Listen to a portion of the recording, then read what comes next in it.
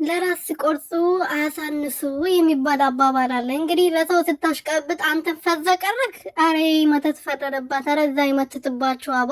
እንግዲህ አቤልም ተመትቶበታል። ለዛ ነው እንደዚህ ፈዞ ትክዝ ብሎ እያለቀሰ ልክ እንደ ሴት ተለጥፎበት የቀረው ማለት ነው። እንግዲህ ያው ተለጥፎባታል ማርታ የምትባለው ሴትዮዋ ላይ።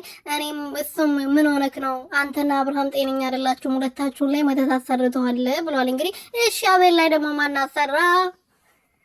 የእናንተ ድራማ ያልቅምና አንቺ ነሽ ያሰራሽበት። አንቺ ጋር ብቻ ቀርጦ አንቺ ጋር ብቻ ፈዘው እንዲቀር አንቺ ደግሞ አሰራሽበት። ያው እናንተ ናችሁ የመተትን እንትን የምታውቁተኛ ምን እናውቃለን። እዛው እናንተ እዛው ተጨራረሱ።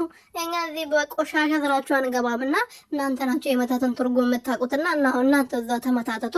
እኔ ምንም አውቀው ነገር የለም። ግን ያው የራስን ነገር ብታቅ፣ የራስን ነገር ብታስተናግድ፣ የራስን ነገር ብትሰራ ጥሩ ነበር። የሰውን ነገር ግን በሰው ህይወት እንደዚህ ብርጎ ጥልቅ እያልከ የሰውን ህይወት ለመበጥበጥ ሙከራ ከምታደርግ የራስን ነገር ብታስተካክል፣ የራስ ህይወት ብትኖር፣ አንተ ወጣት ነህ፣ ፍቅረኛ ብትይዝ፣ ትዳር ብትይዝ ጥሩ ነበር። የሰውን ትዳር ከምትበጠብጥ ማለት ነው።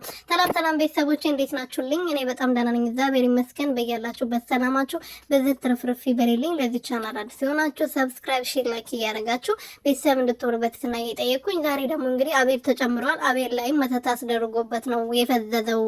አቤልና አብርሃም ጤነኛ አይደሉም። አቤልም ወደ አብርሃም ተቀላቅሏል።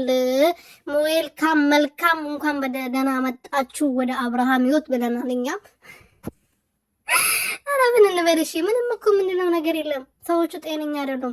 ሰው ለሃይማኖቱ ብሎ ስንት ዋጋ እየከፈለ እየሞተ ይገኛል። እነሱ እዚህ በሃይማኖታችን እየቀለሉብን እዚህ ድራማ ይሰራሉ።